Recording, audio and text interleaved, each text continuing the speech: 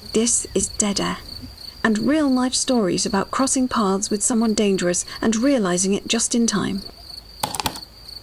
Was through hiking the Pacific Crest Trail, the PCT in Washington southbound, when I had a creepy encounter with a self-described day hiker male on the trail.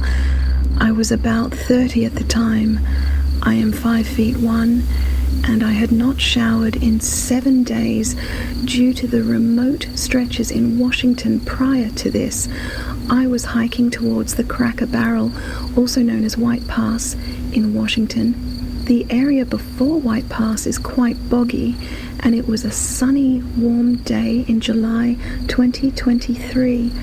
While I was hiking, I bumped into a day hiker at one of the trail junctions with the PCT and a side trail. He popped out of the trail, a white man with fluffy short white hair, an 80s style mustache, probably 5 to 11 or so, and very short cargo shorts and a huge square JanSport backpack of some kind, which was making jangling noises, and immediately asked me if I was a PCT hiker. I said yes, and he then quickly asked me if I was hiking alone. Asking a female if she is hiking alone is not cool, and I technically was hiking with another hiker. He was just a few miles ahead of me. I said no, that someone was just up ahead, which was true. When he asked me these questions, they were in quick succession of each other, and he seemed incredibly excited. Something about the encounter, the vibes in general, was off, and I had that blood going cold, stomach-dropping feeling. I proceeded to walk faster down the PCT. The man followed me, making some comments about a female all alone out here. And because I was well over 1,000 miles into walking that year, I was in good shape and began to haul some serious butt, assuming he would not be able to keep up.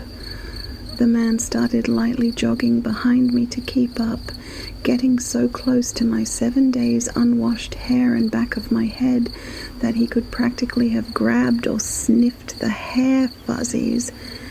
His backpack was exceedingly large for a day hiker. Was not a hiking backpack, which is fine, just did not fit with how oversized it was, and was jangling. There were metal things banging around inside his backpack, and loudly too, I might add. As he's becoming out of breath by trying to keep up with me, and after making comments about my seemingly solo hiking, he immediately says to me, "This is the part of the trail where all of those hikers went missing." And I then freaked out. He then starts talking about the bogs and how bodies could just disappear, and about a PCT through hiker who disappeared in that exact area in 2018. However, he also mentioned something about missing women in the area too. To this day, I can't find any info on who this might be or how far from White Pass he was referring to. The way he was describing missing people, missing bodies in bogs, or whatever made my stomach do backflips. I only had trekking poles at the time. Now I carry bear spray because of encounters like this, and I gripped them in my hands and readied myself to whack him in the face if need be. I don't know how to explain it, but it was not normal. He was excitedly discussing these missing people and also telling me he, 1, knew the sheriff on the case, and 2, volunteered to help look for this missing PCT hiker in 2018 and knew where the cops had looked, which apparently was all in the bog area. He talked a lot about his time volunteering to search for missing people. I realized that I did not want to preemptively tell him to fuck off, because making him angry felt wrong instinctually. I wanted him behind me, not ahead of me where he could ambush me.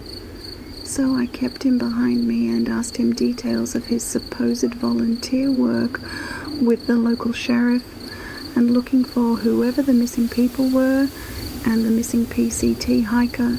How I know for sure he was bad news was the way he acted when we came upon the guy I was hiking with. My hiking companion was getting water by a pond, saw me hiking at 4 or more miles per hour, and this creepy dude literally breathing down my neck, out of breath.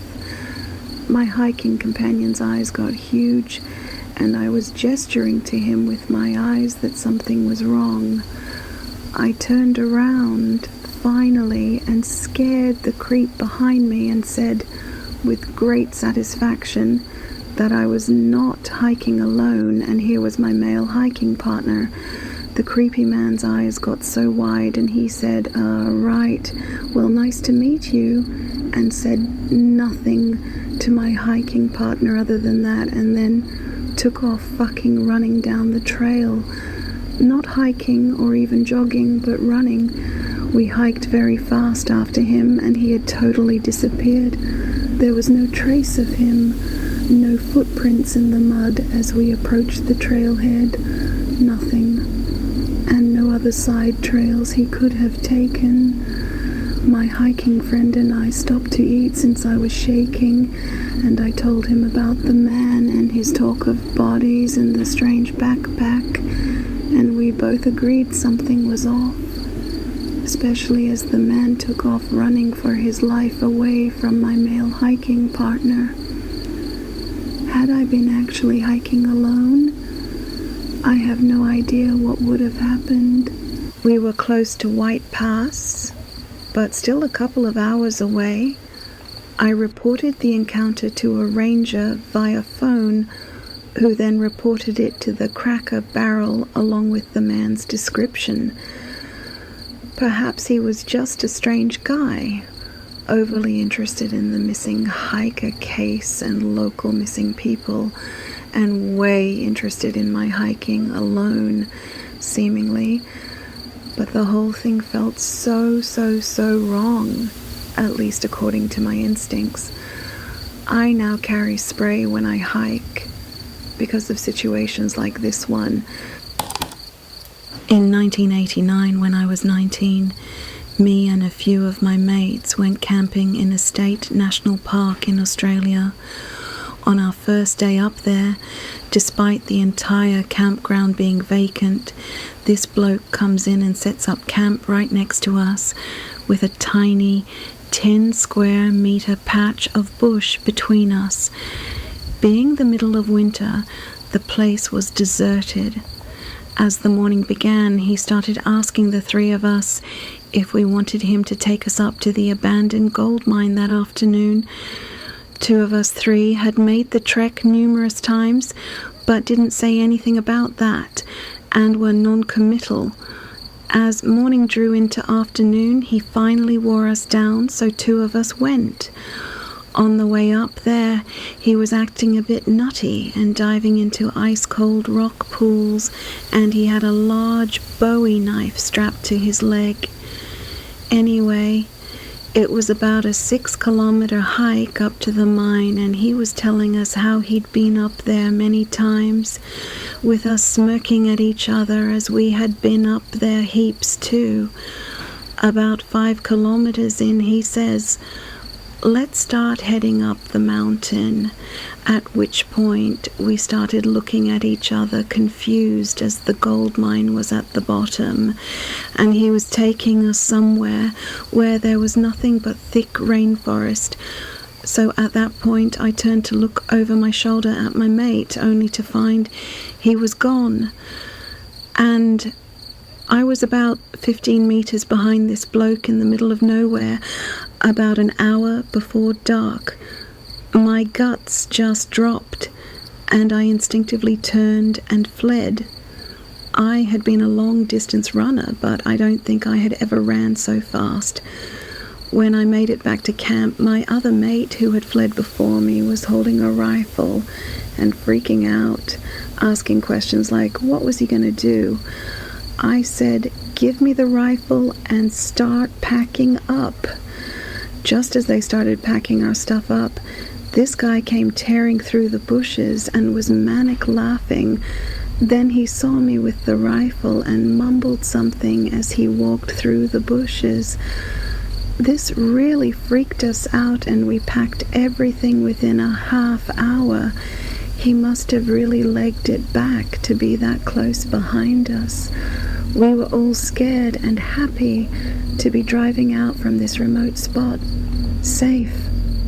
It wasn't until years later, when we saw something on the TV and immediately got on the phone to each other, that we came to realize the man was Ivan Milat, who went on to murder 7 tourists in the forest and become one of Australia's most infamous serial killers.